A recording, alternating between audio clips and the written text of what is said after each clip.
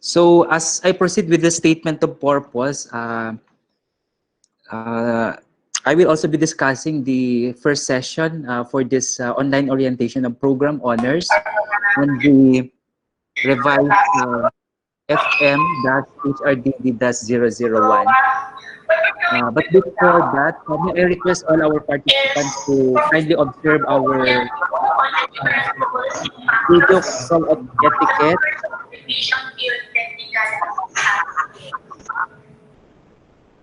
Ma'am Zen, So, naka-on po. before we proceed, Ma'am Zen, just want to read this naka-on po one. yung mic. Technical assistance.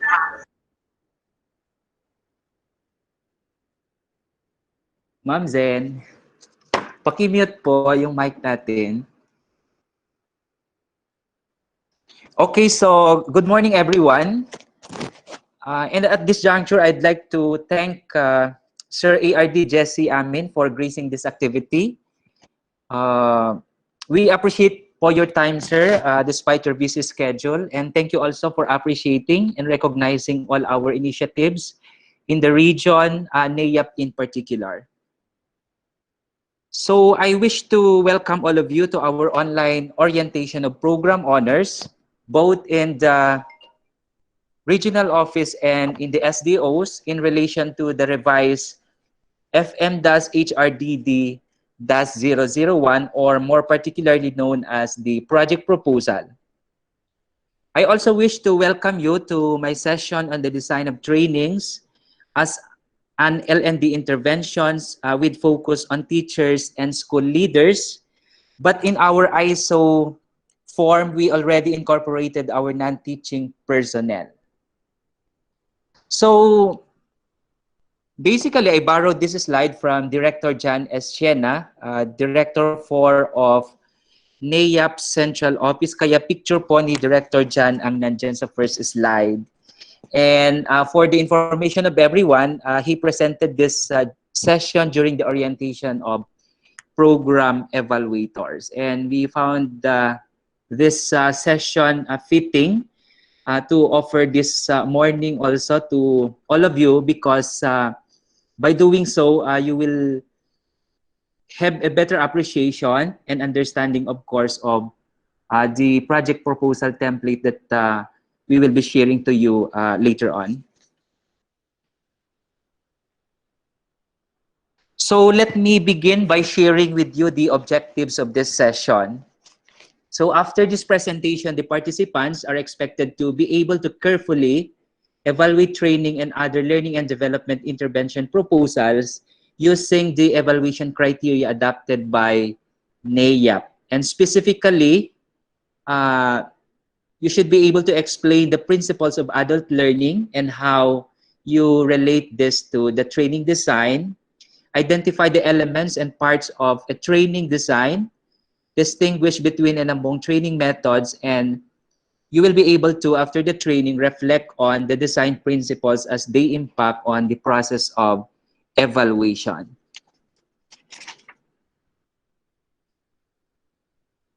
So to be able to achieve the objectives of this session, I will cover the following topics: principles of adult learning, elements of the training design, parts of the training design, and of course, other consideration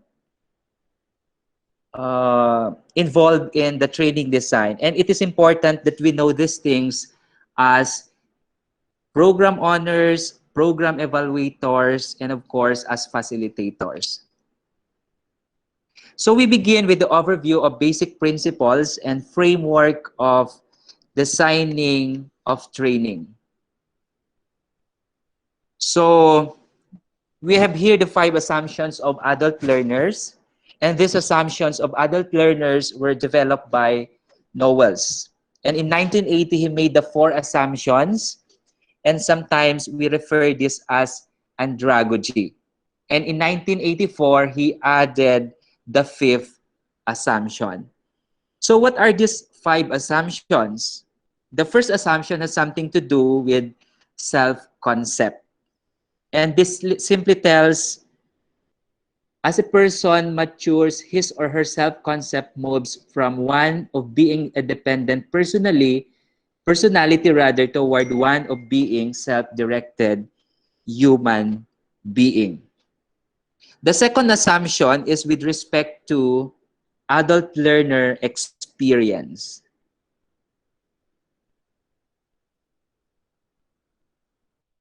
And this tells that as a person matures, he or she accumulates a growing reservoir of experience that becomes an increasing resource for learning. And the third assumption, we have readiness to learn. And as a person matures, his or her readiness to learn becomes oriented increasingly to the developmental task of his or her social roles in the family or in the society. And we have orientation to learn as the fourth assumption. And the fifth, the motivation to learn of an adult is not anymore driven by external forces such as reward and recognition or material thing, but it is more of the internal desire to increase his knowledge and to be able to improve his capacity as a person. So it is important to distinguish adult learners from children because of these assumptions. And basically, because we have different assumptions for young learners and assumptions for adult learners. Assumptions has implication also on how we design our training activities and of course our interventions later on. So what are the implications? One is we know that adult learners are already autonomous and they are self-directed. And therefore, the design should promote agency. In other words, we need to be able to know what is it the participants would like to know in the training. So we go back to what they really need. No? And the role, therefore, of the trainer here or of the expert is to facilitate that learning to make sure that we promote autonomy and self-directed nature of the learner. The second implication is with respect to experiences and knowledge. The designer of a training should be able to recognize and respect knowledge and experiences of the participants by integrating them into the training design. And by integrating this knowledge and experiences into how we select the activities and methodologies. Number three has something to do with goal-orientedness or the orientation to learn. We know that orientation to learn of adult learner is towards addressing a problem or improving the performance of the past. And we need to align the design to the goal of adult learner, and the training should be clear on how the adult learner will help address the problems that he or she has identified. And the number five has something to do or with respect to relevance or relevancy-oriented and practical nature of the learner. The design should consider immediate work application also under this implication. So it's not enough that we give the theory during the training, that we give the concepts, but we need to be able to ensure that the training will be able to apply or the participants will be able to apply what they have learned after the training. So now we go to the NEAP Learning and Development Intervention Design process. And to be able to capture those assumptions, as earlier discussed, the adult learner, it's important that the design process should enable that kind of recognition. So for NEAP, it is important that we go through the four basic processes and supported by quality assurance and monitoring and evaluation. That's why yung Kwame nandyan po sa center. So what are the components of this design process? We have the assessment, designing, learning, resource development, and delivery. And again, it is being supported by quality assurance and monitoring and evaluation. And these sub-processes within the design process are distinct processes. So may kanya-kanyang activities inside it or processes. But these are also interrelated, sequential, and iterative processes. Meaning it allows you to go back to the processes and it allows you to reflect and continue to improve, and that is reflected in the cyclical nature of this model. This intervention design process is a mirror of more known ADI model. ADI model includes analysis, design, develop, implement, and evaluate. So all these things that will be taken care of in each process here in the ADI model are actually the same things that the NEAP in the design process also considers. Example, for analysis, we look at the needs, the requirements, the task, participants' current capabilities, and so on. And when we do design, that is where we develop the learning objectives. We look at the delivery format, we choose the different activities or exercises, and so on. Then we proceed to developing the prototype, meaning we develop the course materials, then we review and continue to improve on the design based on the results of the review. And once you have the design, then you implement it with the tools in place, then you evaluate the training design. So just like the learning and development design development process of NEAP, this model is also cyclical in nature. So given the assumptions as well as the processes in the design, we have identified also some critical elements of the training design. And what are these? First, you must have a well-articulated context and clear basis for the intervention. So what is it in the workplace that you are trying to improve? And usually, we can see this in our performance management part 4, particularly on the professional development plan. Second, we design and there's a training based on context, then you need to have clear goals also and learning objectives. And from the goals and learning objectives, you will define the content and of course the coverage. The content should address the goals and objectives and should be logically organized also. And once you were able to determine the key elements or key contents based on the goals and objectives, then the next step is that you are going to choose the methodologies and activities based on the goals and objectives that promote active learning and consider adult learning principles. And then finally, you should be able to measure also whether the participants are able to attain the learning objectives, and that's why you need to have at the end of the training the assessment part. So you assess the participants' attainment of the learning objectives, but also you assess whether the training as a whole has met its own goals and objectives. So based on those elements, we have here suggested structure and parts of the learning and development intervention design. At makikita nyo to later on doon sa new form natin. So you have the rationale, the target participants, we have the characteristics and demographics. So it's important under this stage no that you are able to get the profile of the participants.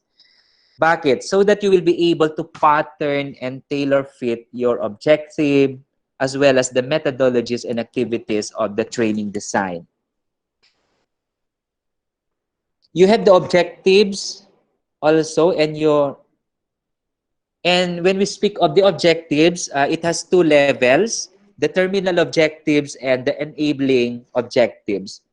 And then number 4, we have the assessment strategies, instructional design, which will have 6 parts. We have the key content, methodologies or activities, modality or platform, materials or resources, evidence of learning also, which can be expressed in terms of major output and the time or duration that is required for each of the key content that will be covered.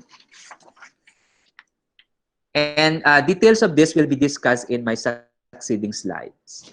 Then you have implementation arrangement also, and management as well as materials and resources. So we begin with the rationale. So the rationale provides context for the interventions and its necessity. So look at the 2 levels of context, at the context of the individual, and of course at the context of the organization. And at the context of the individual, you need to have or to look at the needs assessment. So you are going to gather data on what the participants really need, and this is where the human-centeredness design will come in, because you need to engage the participants, you engage the personnel, and you engage the teachers and school leaders and ask them what is their need. So what is your experience? You can also ask that, and how can you be assisted in terms of training or capability building? So you are going to use different strategies in assessing. You can go to the teacher also instead of the usual tool that you are distributing to your respondents, and talk to them. And you can also use standard survey questionnaire so that you will be able to analyze them properly. So there must be some research based also in terms of needs assessment. So that's the context of the individual. But you need to also, as I mentioned, look at the context of the organization. So what is the goal of the organization? So what does it want to accomplish? Or what are the strategic priorities of the organization? And the objectives or objective of the Department of Education, DEP and RO2 in particular, are being articulated in our ISO journey and of course in our vision and mission. So what are the work development objectives that need to be addressed in terms of the organization? So you need to balance the organizational goals and the individual needs and be able to come up with a design that addresses this balance, making sure that while you address the individual needs, you also address the organizational goals. And this is what you call strategic training, because you are looking at the organizational goal and at the same time, you are looking at the individual need, trying to maximize the individual competencies to be able to support the organization or organizational goals. So we go to the development of the training objectives. So we have here, it is important to state the objectives of the training very clearly at the beginning for at least 3 reasons. And what are these 3 reasons? First, the objective will be the foundation of the design. So in terms of content, in terms of instructional plans, you need to go back to the objective or objectives. It's even the basis of the activities and methodologies. Second, it is also the basis for assessing effectiveness of the intervention. So when you assess the effectiveness of the intervention, you always go back to the objectives, whether those objectives are met or not. That's why it's important that the objectives are really very strategic and clearly articulated in your training design. And of course, number 3, because the objectives are already set out in the beginning of this presentation, no, this objective should be communicated at the outset to the participants. That's why Kung ma-observe nyo, every time may session ang NEAP, ang first slide na nakikita ay yung terminal and enabling objectives. It will serve as a contract between the learner and the provider. And this contract is subject for review at the end of the training whether these objectives as a contract have been accomplished. And that the participants are satisfied with the way the contract was carried out.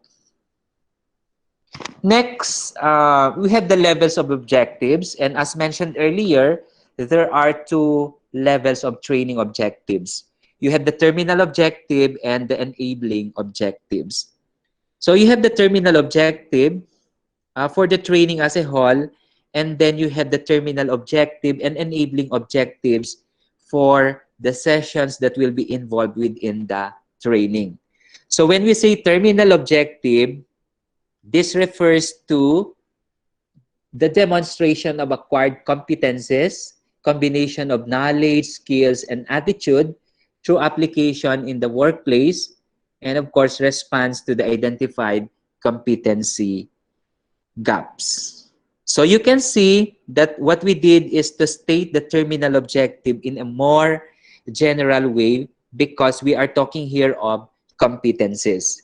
And if you look at the enabling objectives as a component parts of those competencies demonstrated within the training. Because the training objective is broken down into sessions also, so you have session objective. Usually what we do is that the terminal objective for the session, level objective is the enabling objective under the training level objective.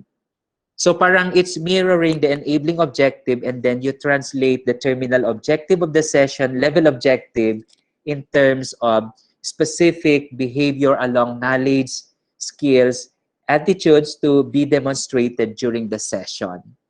So it's more specific when we speak of enabling objectives because we are looking at specific demonstrated knowledge, skills, and attitudes.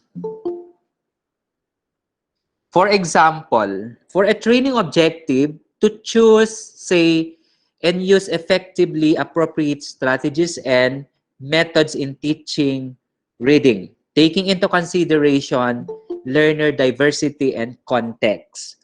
So here we are looking at application already and choosing and using appropriate strategies. And for the participant to be able to do that, they need to understand the enabling objective to be able to differentiate the different strategies and methods in teaching reading and to analyze learner context and diversity and to match learner diversity and context to appropriate strategies and methods. So you can see that we just broke down the terminal objective into enabling objectives to make it more manageable and specific. For a session, we are looking at this particular terminal objective also, which is taken from the enabling objective in the training design or objective. Sabi natin kanina, doon sa session objective, mini-mirror niya yung enabling objective of the training. So for example, to differentiate the different strategies and methods in teaching reading, and the particular enabling objective will now reflect the demonstrable behavior. We have the knowledge, skills, and attitudes. For example, identify strategies, point out unique characteristics, and analyze strategies used in example instructional design. So we have three types of objectives also. We have the feel or attitude objectives. We also have do or skill objectives and think or knowledge objectives. So feel, when we say feel, this refers to feeling, basically. And then do refers to what the participants will be able to do and think, has something to do with processing the knowledge or our mental processes. Karen Lawson, in her training handbook second edition, has provided us with sort of matrix for related action verbs that are associated with certain learning types. So ito yung guide natin in crafting our terminal and enabling or session objectives. For example, for attitude, development learning, you can use action verbs such as evaluate, design, and so on. So you can see here that the verb has something to do with value, judgment. Ascribing some value and making decision based on the value that they have seen in the things that we are presenting to them. For skill development naman, things can be done and can be observed right away. And for knowledge development, you can cite, you can have cite rather, compare, contrast, design, and so on. And these are really mental processes. And you cannot really see in terms of process inside the mind, but there must be some ways or way to capture the process. That's why it's important to have very clear action verb in our objectives. We also have here guidelines in stating objectives. So what can be some guidelines we can observe in stating our objectives? One, you need to state your objectives in terms of participants' behavior. So it's not from the facilitator or training perspective, but in terms of the participants' perspective. So what participants do, for example, and they should explain, construct, cite, and so on. Other than behavior, according to Karen Lawson, she also included condition and criteria. And if possible, include also knowledge, skills, and attitude objectives. So what are the components of learning objectives? It can have three parts.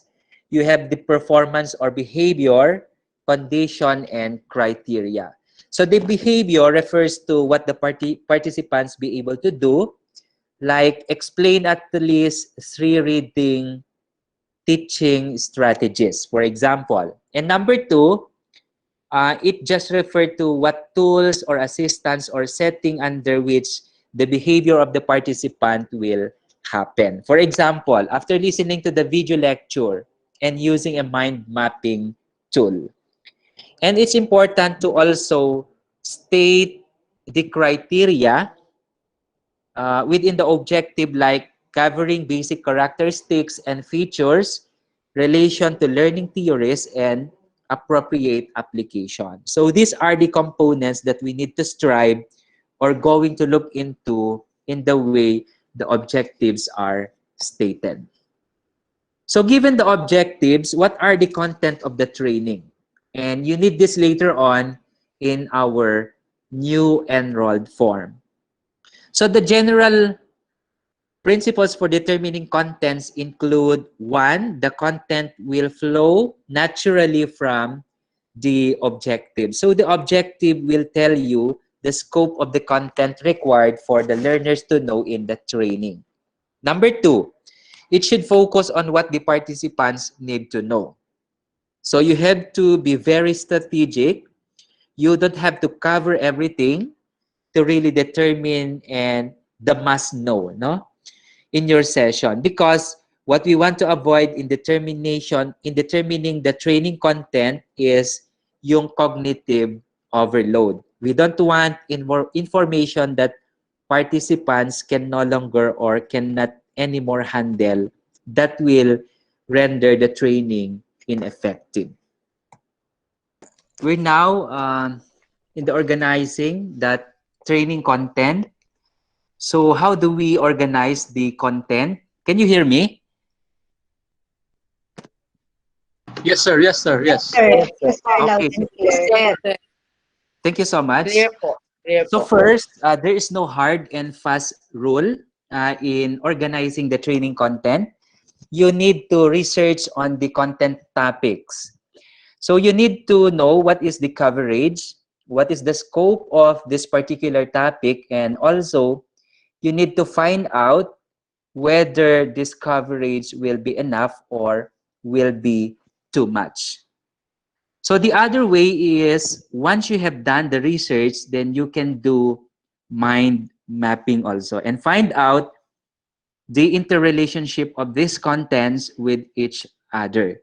Just like this particular case, uh, in the slide, you have seen time management. Ay, hindi ako nag-ano. Hindi ito connected. Wait ulit. Walang presentation, sir. Okay, sorry, wait lang. Ayan.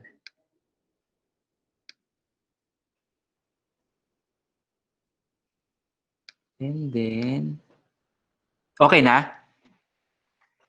So, Yes, sir. Yes, sir. Yes. Okay na, sir. thank you so much. So, sabi ko kanina, there's no hard and fast rule in organizing the training content. So, you need to research on the content topics. Yun lang po. You need to know what is the coverage, what is the scope of this particular topic, and also you need to find out whether this coverage will be enough or will be too much. The other way is once you have done the research, then you can do mind mapping also and find out the interrelationship of these contents with each other.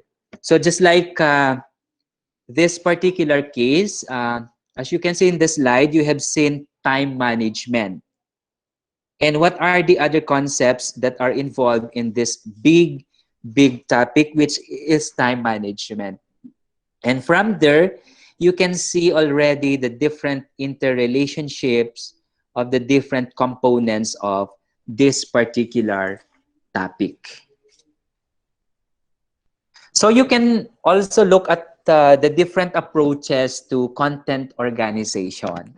And one way to look at those will be easiest to difficult or from simple to complex. It can be procedural also in terms of sequence. So what's the first step, the second step, the third step, and so on. Or it can be from specific to general, or sometimes you call this the inductive method until you lead to the bigger picture or big picture. And we also have here yung general to specific. You look at the big picture first, and then you break this down into more specific details. Or it can be thematic. So you look at the list of topics when we speak of thematics, and you try to affinitize. You try to group certain topics that are related and then arrange those topics and then look at what is more specific, easiest to most difficult, or some other way of logically organizing your training content. So the next step is choosing methodologies and activities. So it's important to always remember when we design our training that adults learn through different modalities, and that according to the 70-20-10 model, adults learn better if it's based on experience. So if it's more related to experience and application, then it's better. That's according to the 70-20-10 model. And people learn and develop through structured courses also and programs, and that's 10% of the model. And how they improve themselves in the role they are playing in the workplace, at home, or even in the society. How they interact with others and how they actually apply in the workplace what they have learned. So that's the 20 or 70-20-10 model. Pero you can have different percentages, no? But what's important is that in the Department of Education, particularly NEAP, we are actually using this framework or model for our learning and development intervention in terms of designing our training. The National Training Laboratories Institute created this learning pyramid. And it just tells us how much people will retain when they are exposed to teaching methods. And it says here that the more participants actively involved in the training, the more that they are retained or they retain the knowledge, and the more passive like lecture, the less that they retain the knowledge. So ganun lang yung pyramid. But what's striking in here is the 90%, which is teach others. Yun po. So when you do coaching or mentoring, or when you teach others, no, then the probability of retaining the knowledge is very visible or apparent. So this is also reflected in Edgar Dale's cone of experience, and Edgar Dale says people generally remember things when they read, hear, view images, watch videos, and so on and so forth. Just like the learning pyramid. Jane? But what's interesting about Dale's cone of experience is that he also identified learning outcomes or objectives that can use when you develop your activities and your learning objectives. Of course, we also know that people have different perceptual modalities and, of course, learning styles. So meaning, what is your natural tendency when you are presented with stimulus? Some people are visual. You know that, especially those na nandun sa classroom, no? When they teach their students or learners, they are attracted to things that they see also. Some people are auditory, reading and writing, and also kinesthetic. So this also affect your learning style as a person. So what is the best way that they can accommodate information? Is it the auditory by listening? Is it by looking at it? Or is it by reading and writing? Or is it kinesthetic? Some group of people have developed 7 learning styles. Sir Joy, meron na ba? Perceptual Data, modalities, sir. sir. Data ang ginagamit ko. So good. Sige. Sige, data na lang. No, pasensya na putulan kami ng internet. Sa perceptual Nagka-aberya. modalities, So, sir. PowerPoint. I'll just present my slide. Sige, sir. Noted Okay, po, sir. sir. Noted po. Okay, wait lang. So, balik tayo sa perceptual modalities. Jan? Yan? Buong araw. Yes, sir. Yes. Meron na, sir. Yes. Yes, sir. Yan. Okay, sir. so let's continue. Sorry ulit for the glitches, ano? And ganyan po talaga pag online modality or platform ang mode of conducting learning and development program. And so let's go back. Dito po tayo nag-end on perceptual modalities and learning styles from Fleming and Mills. So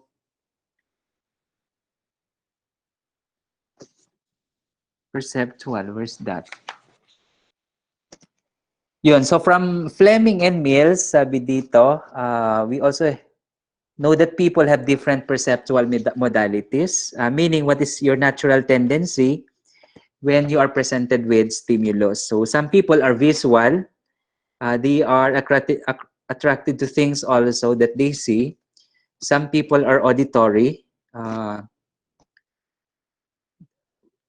some people are also inclined to reading and writing, and of course kinesthetic. So this also affect your learning style when you design your training.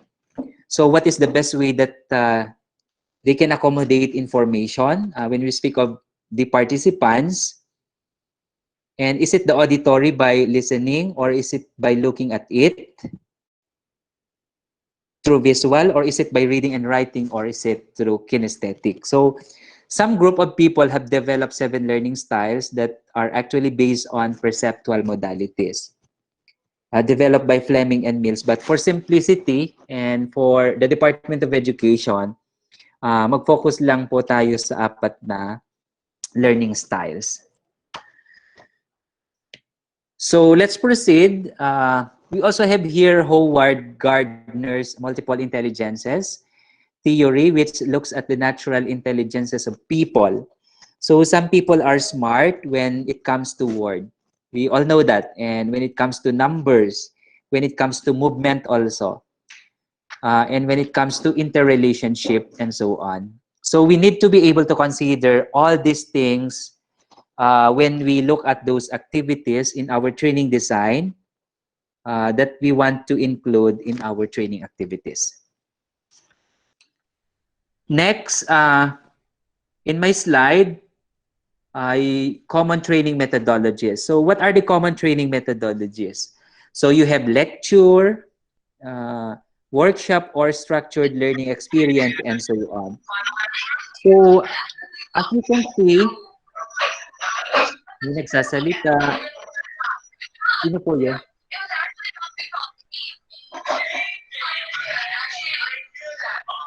Ma'am Trixie, naka-open yung mic po nyo. Thank you. Ate Prex, thank you. So we have common training methodologies also. So what are these? So we have lecture, workshop, or structured learning experience. So I have here a table, as you can see in the screen, that look at the usual or common or typical structure of lecture, of workshop, and of 4As, and then the features. Of course, the lecture is the most popular among these common training methodologies.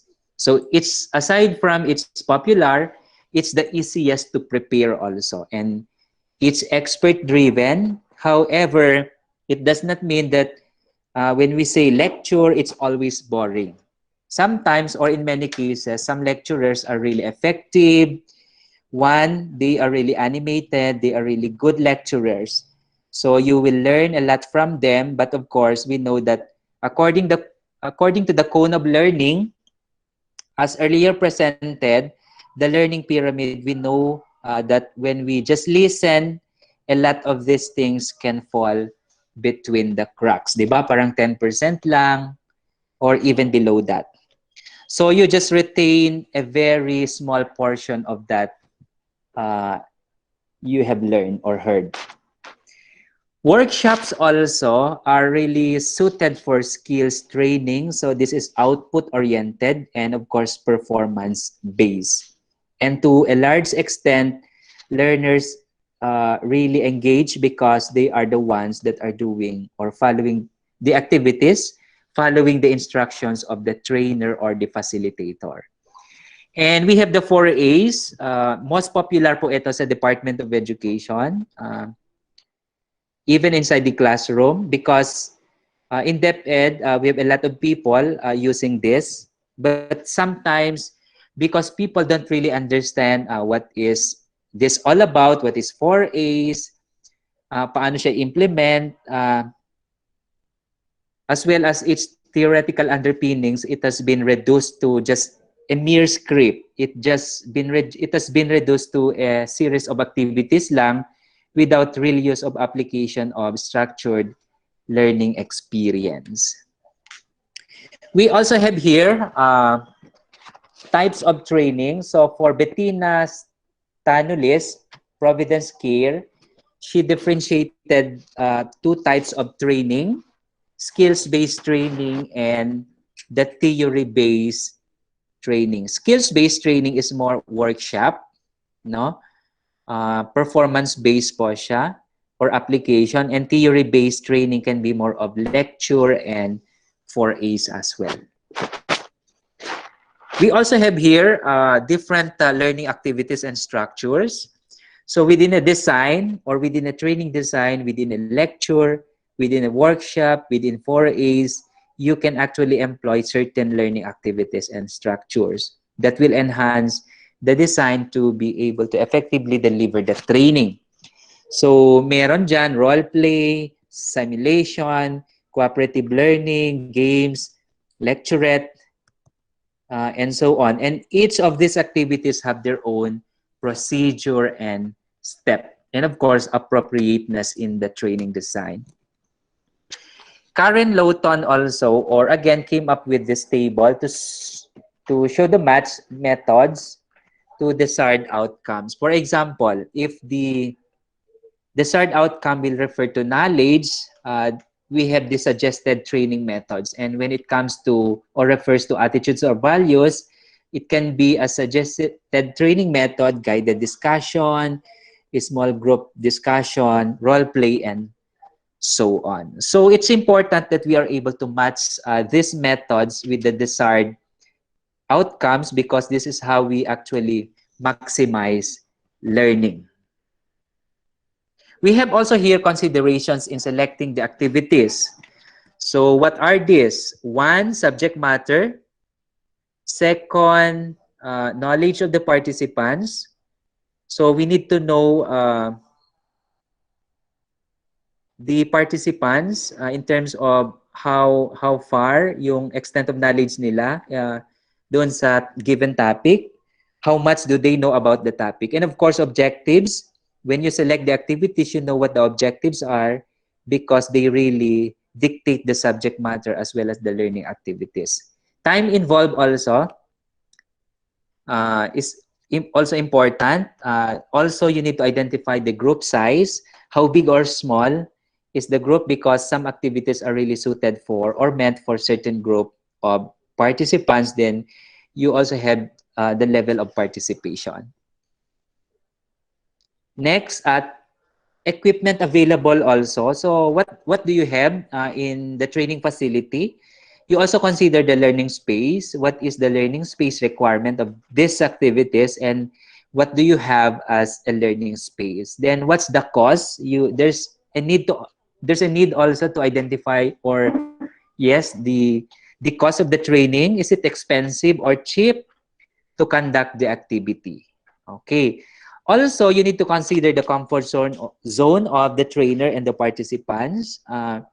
For example, will the participant be able to disclose or share personal experiences to others? So there's a level of trust that is really required, as well as the experience and expertise of the trainer. And of course, the learning style and perceptual modalities. Next, we have the training delivery. So consider delivery modalities also. So will this be conducted through face-to-face? Can be done through remote learning using applicable platforms? Are you going to use e-learning, for example, or distance learning? Or is it possible to have blended learning, mix of face-to-face and remote learning modality? So we also have here the different delivery platforms, and you choose the delivery platform based on the training design and the kind of participants or the location of the participants. So if it is face-to-face, you choose classroom training, but if it is blended, you can actually use online platforms such as LMs, MS Teams, or are you going to use broadcast technology also to deliver your training, or telephony, or the short messaging system, or it can be a combination of these platforms. And then we go to the assessment stage. So assessment strategies can be way to bring out the evidence of learning. So we have three types of assessment based on purpose. We have diagnostic, formative, and summative. And when we say diagnostic, this can be done before the training to find out whether the learners are, where the learners are rather, and this can form part of the training needs assessment. Then you have the formative assessment, which is happening within the training itself to be able to help learners maximize learning. And of course, we have the summative if you want to assess the learners' learning so that you can make some evaluation in terms of how far they have gone in terms of the content. And then two forms of assessment, formal or traditional assessment, and authentic assessment. Okay, I will just flash this one framework or on choosing assessment also because this is more applicable sa clinical practice but we can actually rather utilize some parts for our teachers training.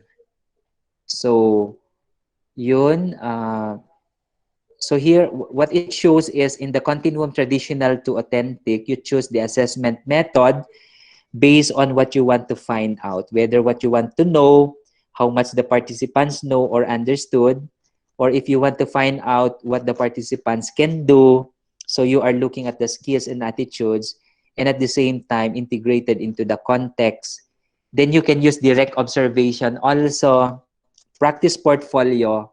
So given from the cone, we have the assessment and depth edge just added impact because what we want to know also to what extent or our intervention or training has contributed to the organization. In my earlier slide, it mentioned that we are not only confined to looking at the individual needs, but also how these individual needs will support the organizational goals. So I think I'm down to the last part of this session, which is the implementation arrangement. No? So the implementation arrangement and management will cover your program management team and articulating and specifying the terms of reference also. So you can see this in the new enrolled form later on. So you will involve technical experts also and then management experts as well as your administrative support. Then you will also look at the budgetary requirements of the training, and then you look at the administrative arrangement such as your logistical requirements and coordination mechanism. So I'd like to end my presentation with this quote from Dwight Eisenhower: plans are nothing and planning is everything. And that's the culture that we want to develop in the Department of Education. So thank you very much. That ends my presentation.